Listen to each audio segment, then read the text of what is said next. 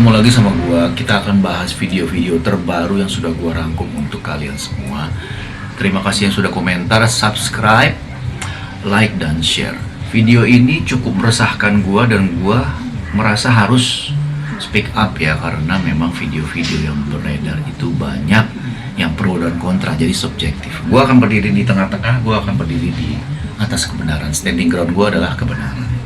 Jadi setelah kita melihat video ini dan membahas, semoga ada kebaikan ataupun ada improvement dari sudut pandang kalian ya, dari point of view kalian menghadapi masalah yang sangat-sangat memborbardir di media mas. Yuk, media sosial ribet si pagi soalnya. Yuk. Jadi mana nih Ingrid, kalau ini mana dia? Yang pertama deh aku nego aja. Kalau misalnya itu daripada anak-anak jual barang yang mana-mana terus di rumah baru gitu. Iya maksudnya biar saya juga kan berapa hari jadi biar aku minta nomor marketingnya, aku telepon aja, coba aku nego gitu loh. Bukan masalah ini nggak apa-apa ya, kalau misalnya emang mau masuk dulu atau kayak gimana, masuknya aku terus udah kayak gitu ngapain gitu. Aku tinggal minta nomor marketingnya supaya ditindakin. Emang tanggal segitu anak-anak mau ngapain juga lebaran? Terus lebaran mau di rumah baru aja. Tapi kan sekarang tanggal 12 itu pertanyaan gue gitu loh. Jumlah orang dulu pertanyaannya udah masuk tanggal 12 udah selesai. Masalah tanggal 12 itu bukan masalah kerjaan. Emang dari awal kan aku bilang bisa dimundurin nggak gitu loh. Kalau itu dimundurin karena ya namanya belum ready. Terus udah kayak gitu lebaran nggak ada mbak-mbak. Iya, makanya lebaran. Makanya dibaca kan nggak tahu judulnya nggak bisa. Tapi kan maunya tanggal 12 ya tahu. Iya maksudnya kalau nggak bisa nggak apa-apa sih nomor teleponnya biar aku negoin gitu loh. Ya aku juga nego juga ke tanggal 12 secara gue. Nego apa? Iya. Kenapa udah tanggal 12 mendadak nih? Ada apa nih? Iya, gitu. Kayaknya ada rasa cemburu ya. Nggak ada mendadak sih gitu loh. Jadi kalau misalnya, emang lu juga pernah ngomong kalau lu ada kerjaan apa atau lu ada pergi kemana, nggak ada masalah ngomong kan? Hah? Ini aku juga ngomong kok dari kemarin, ada di chat kok, nggak bodoh. Lagi ngomong kan? Gak sih, kenapa lagi? Sanjo! Ada, oh iya, emang ada. Kita suami istri apa? Emang pernah? Pernah nggak gue tanya sama lu? Iya makanya kalau selingkuh itu udah konflik. Udah. Terus selingkuh lu udah menikah, lu jangan sedih. Habis itu lu udah balik. Iya. Iya kayak gitu. Lu nggak kenal. Lu nggak senang? Jangan main fisik. Jangan main fisik. Gue lagi ngomong. Jangan main fisik. Gue lagi ngomong. Ya gue lagi ngomong. Lu dengerin. Jangan main fisik. Ya ada orang sama aku dia. Gue lagi ngomong. Lu bisa di mana? Gue nggak bisa ngomong. Hah? Jangan ngomongin gue nggak akan suara. Apa yang lo mauin? Hah? Jangan kira gue nggak tahu lu suruh orang ngikutin apapun juga nggak ada gunanya. Ngerti nggak? Ada gue nggak ngomongin. Gue ngikutin lu. Hah? Gue ngikutin lu. Jangan lo ngikutin lu. Jangan. Iya. Ohnya muncul ya. Ya. Berusaha menenangkan bunda. Ya. Bunda. Iya. Ayah bunda udah. Ayah bunda. Ayah bunda. Udah. Jadi kalau udah ketahuan, kayak gitu. Udah. Ya. Lu ngomongin semuanya gue ya. Ya.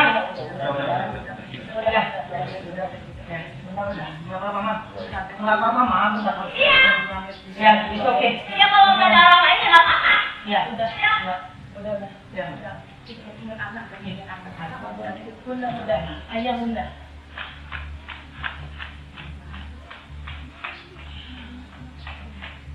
Kamu kan cuma bisa deh. Hah? Cuma bisa kabur. Habis itu ngatain gua. Lu tahu nggak ya orang yang udah dia katain gua terus. Sampai takutin gua. Mati bininya. Gua nggak pernah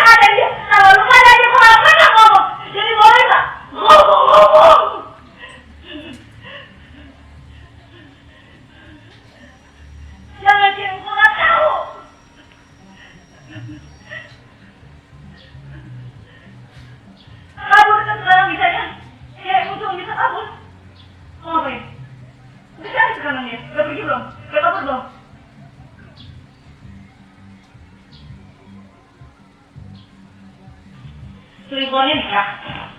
Makanya, baru balik ke keluarga. Boleh nggak? Gue tuh gak bodoh. Gue pura-pura bodoh. Gue udah bener apa? Gue cuma mau ngomong sama dia tadi. Lu pada. Sampai gue.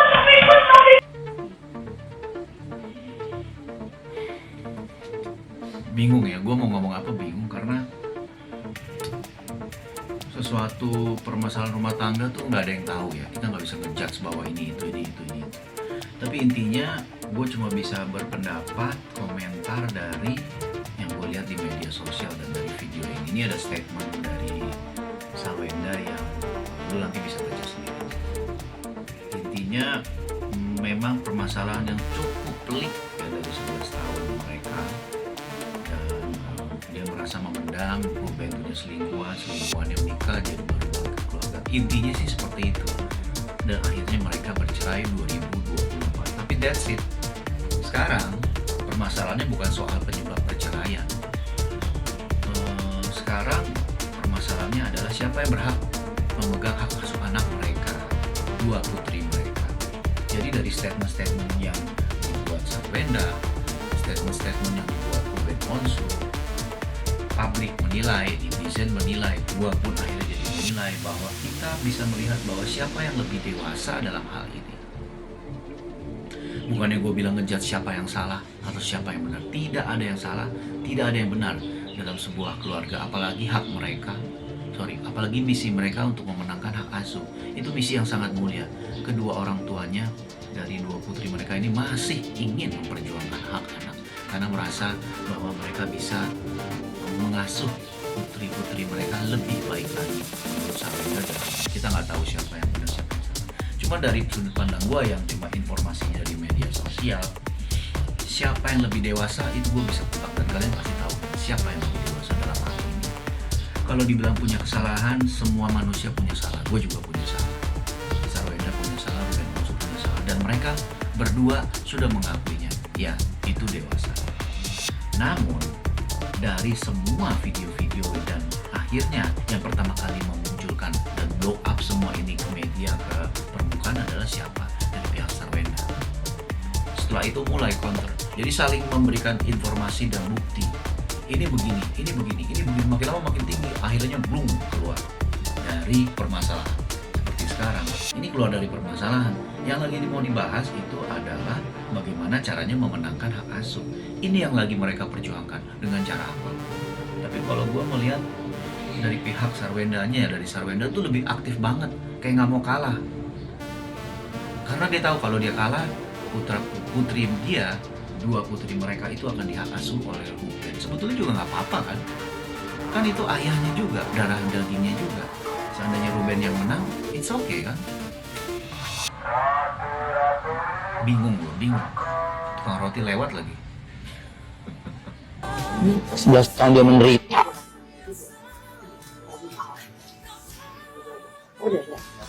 Menderita gimana sih? Makanya kalau dalam lagi masalah jangan mau menang terus, jadi ngerasa menderita. Sama bapaknya aja dilawan. Tanya dong, nggak bapaknya pernah ninggalin rumah karena sakit hati sama ucapannya.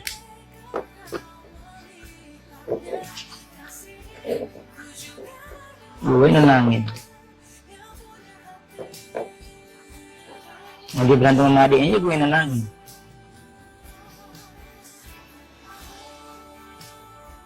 Gue mempersatukan lagi. Nah, di sini akhirnya menjawab pertanyaan gue ya, statement dari Ruben. Kayak nggak mau kalah, jadi merasa menderita playing victim seolah-olah. Padahal sebetulnya Ruben Onsu sendiri bilang bahwa perkataan dia, omongannya Sarwenda ini pernah membuat kedua orang tua mereka saat ayahnya masih ada itu meninggalkan rumah. Bahkan waktu berseteru lah ya, berantem lah istilahnya dengan adiknya, Ruben Onsu yang menenangkan. Jadi bisa dibilang memang kasus ini dilihat media dan dilihat netizen sebagai bukti-bukti yang akan nanti diambil sebagai landasan keputusan siapa yang berhak memenangkan hak asuh. Kalau gue melihat manuver-manuver dari Sarwenda ini kalah gue juga nggak tahu ya apakah memang pendapat gue benar atau tidak. Tapi gue merasa bahwa memang sebaiknya kedua putri mereka dirawat oleh Ruben Onsu yang terlihat lebih matang karakternya, lebih dewasa, dan tidak segala sesuatunya itu harus dipertontonkan. Memang mereka mencari uang dari publikasi, dari media sosial, dari brandingnya mereka. Tetapi kan ada beberapa batasan-batasan yang akhirnya dilanggar sendiri oleh Sarwenda, dan akhirnya dia bikin statement video minta maaf. Sampai detik ini, sampai hari ini konten ini diupload, permasalahannya seperti ini. Banyak bahas ya, karena ini masalah tentang suatu hal yang mengandung 3 huruf, dan udah ada klarifikasi dari Bapak Minola ya, gimana resultnya dan mantannya sedang keren. Ada orang iseng yang mengangkatnya, ya, patut diduga hanya ingin untuk menjatuhkan Ruben, ya. Itu kita sudah melakukan pengecekan, ya, di salah satu pusat laboratorium yang cukup berkredibilitas di Indonesia ini, yang cabangnya dari mana-mana. Ya, ini boleh di zoom, ini Prodia ya. Oke. Ada nama pasiennya Ruben Samuel Onsu di atas. Ya, ada ya. Oke. Kapan pemeriksaan itu dilakukan? Jangan-jangan nanti pemeriksaan dilakukan setelah ini menjadi besar beritanya. Tidak. Pemeriksaan itu dilakukan pada tanggal 25 Juli. Ini HIV ya. Sorry ya, ini ya. 3 huruf itu non reaktif. Masa mereka lebih percaya kepada chattingan yang datang dari satu sumber daripada bukti real? Itu harus dipertanggungjawabkan juga tuh, sampai penyebaran awal itu secara tiba-tiba langsung kemana-mana. Ya dengan teknologi ya tolong dipertanggungjawabkan aja deh, oke?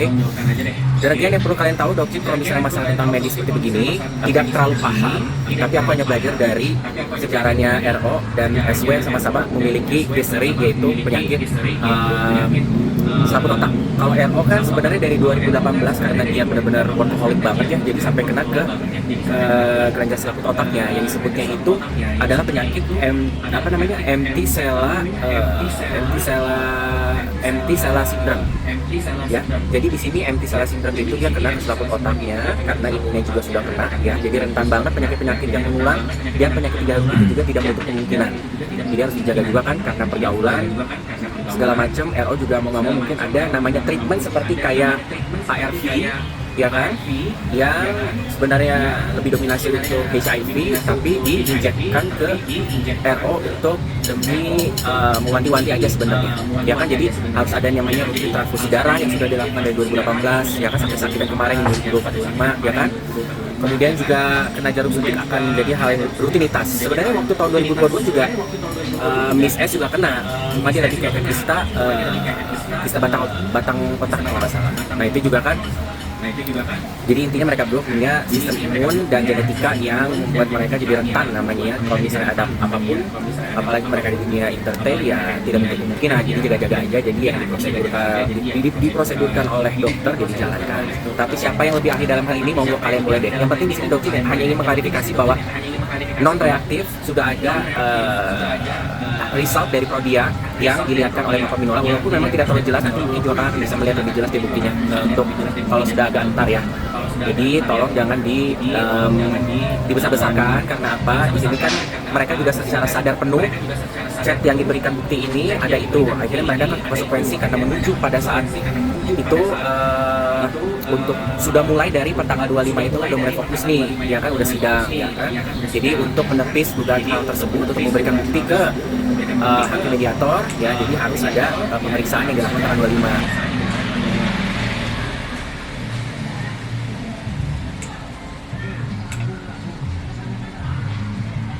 Iya, ini benar juga ya. Kalau memang dia menderita penyakit virus 3 huruf itu, teman-temannya pasti akan takut dong seruangan, bersentuhan, bahkan berbicara. Entah walaupun cara penyebarannya bagaimana, gue nggak paham. Dipertanyakan setelah selesai tayang podcast saya dengan Densu, tapi kami akan selalu hadir dengan bukti. Dan bukti ini bukan kami buat karena ini masalahnya jadi melebar ya, bukan karena setelah tayangan Densu ada chattingan yang kemudian terekspos dan kami buru-buru untuk membuktikan bahwa kami tidak seperti apa yang dituduhkan. Tidak. Jadi ini adalah satu hal yang sudah lama kami persiapkan, melihat bahwa ini adalah salah satu isu yang selalu disampaikan oleh pihak S terkait dengan masalah kesehatan. Ya. Jadi sebenarnya bukti ini mau kami gunakan untuk proses mediasi, untuk proses persidangan, dan tidak kami ingin tunjukkan kepada masyarakat. Tapi karena ini demi kepentingan dan nama baik klien kami, mau tidak mau bukti itu akan kami sampaikan lebih awal dari apa yang seharusnya. Jadi kita sidang mediasi itu tanggal 15 Juli. Ya, dari diskusi-diskusi kami dengan klien kami itu, maka atas inisiatif dan etikat baik dari klien kami dan juga tentu atas masukan dari kami sebagai kuasa hukum, maka pada tanggal 25 Juli, ya, tanggal 25 Juli, Ruben sudah melakukan tes kesehatan. Meskipun Ruben sebenarnya merasa, kenapa saya harus diperlakukan seperti ini? Kenapa saya harus membuktikan saya? Sementara dia tidak pernah membuktikan apakah dia juga sehat dan hal-hal yang lainnya. Tapi saya bilang udah dia lagi persoalan. Jadi ini adalah bukti, ya, bukti surat keterangan, ya, dari lembaga yang cukup dapat percaya kredibilitasnya. Di sini ada nama pasiennya, ya, bukan nama orang lain, tapi nama Ruben Samuel Onsu. Dan tanggal pemeriksaannya itu adalah ini ada, ya, tanggal 25, ya, nanti saya tunjukkan, ya, sebentar. Nah ini, ya, tanggal 25. Dan pemeriksaan itu khusus untuk seperti apa yang diributkan akhir-akhir ini, yaitu mengenai masalah 3 huruf itu, ya. Dan hasilnya adalah non reaktif, ya. Jadi artinya negatif, ya. Jadi kalaupun memang misalnya artinya itu isunya itu, oh bukan sekarang tapi dulu misalnya, maka ini akan menjadi pertanyaan yang melebar. Kenapa? Kalau memang dulu dia tidak terkontaminasi atau tidak terkena penyakit itu, 3 huruf itu, kenapa anak-anak juga sehat-sehat saja? Tapi kalau sekarang misalnya seperti itu, ini adalah hasil lab yang terbaru, ya, yang harusnya dapat dipertanggungjawabkan hasilnya. Dan ini bukan hasil AI, ya, khawatirnya AI dianggap itu pura-pura. Maka di sini kami juga akan letakkan bukti foto pada waktu dilakukan pemeriksaan, ya, cek darah, ya. Ada videonya kalau tidak salah, saya izin, ya, ini bukan untuk mencemarkan nama baik siapapun, bukan untuk apapun, tapi ini dengan etikat baik untuk membuktikan dan klarifikasi bahwa klien kami tidak seperti apa yang dilakukan. Jadi ini ada proses pengambilan, ya, dipertanyakan, artinya itu isunya itu, oh bukan sekarang tapi dulu misalnya, maka ini akan menjadi pertanyaan yang melebar. Kenapa? Kalau memang dulu dia tidak terkontaminasi atau tidak terkena penyakit itu, 3 huruf itu, kenapa anak-anak juga sehat-sehat saja? Nah ini yang akhirnya terjadi, ya, setelah penyakit 3 huruf yang diderita Ruben Onsu, ini kata Bang Minola sendiri, dan akhirnya non reaktif, artinya tidak terjangkit. Nah ini gue masih belum jelas apakah memang terjangkit atau enggak. Sebetulnya itu bukan masalah kan, karena apa? Itu kan terjadi sudah lalu. Jadi sepertinya yang dibongkar-bongkar ini adalah untuk seolah-olah memenangkan pihak dari Sarwenda. Kalau menurut gue, counter attack Sarwenda ini sangat-sangat keliru dan sangat-sangat salah. Karena apa? Di mata hakim yang nanti akan menentukan, itu sebuah seperti pembelaan yang tidak pada tempatnya dan tidak ada korelasinya dengan permasalahan ini. Seperti lagi yang gue bilang bahwa kematangan karakter dan juga kedewasaan Ruben Onsu benar-benar ditunjukkan di media. Kalau secara kehidupan pribadinya gue nggak tahu, tidak pernah ada yang tahu kecuali diri mereka sendiri. Buktinya tidak ada yang tahu bahwa ternyata Sarwenda bisa sehisteris itu, dan akhirnya mereka saling membongkar. Mungkin ini kali yang dulu pernah Jordi Onsu pernah bilang kan, dia memegang rahasia kalau misalnya dibongkar akan geger se-Indonesia. Tidak terbukti memang geger. Kalau soal histerisnya Sarwenda, kita semua kaget. Soal ternyata Ruben Onsu mengidap penyakit 3 huruf itu, geger semuanya. Tapi kan itu masa lalu. Masa kita mau hidup di masa lalu terus? Kita harus sekarang maju ke depan untuk menata masa depan dan masa depan kedua putri mereka. Siapa yang paling berhak, kita serahkan kepada pengadilan. Dan seandainya pun ada yang tidak setuju dan akan kasasi, pernah ada seorang lawyer bilang kasasi itu bisa memakan waktu 2-3 tahun. Nah, keputusannya. Dan saat setelah 2-3 tahun itu terjadi, kedua putrinya sudah bertambah usia, anak berhak menentukan dirinya mau dirawat oleh siapa. Sekarang ini tidak bisa berhak. Kedua putri mereka akan menurut keputusan pengadilan. Tapi kalau sudah 2-3 tahun, misalnya ada kasasi dari pihak Ruben atau pihaknya dari Sarwenda mau mengajukan banding, kedua putrinya ini akan berhak menentukan mau sama ayah atau sama bundanya. Memang sangat rumit sekali, tapi gue akan terus bikin video dan mengutarakan komentar gue dan pendapat gue.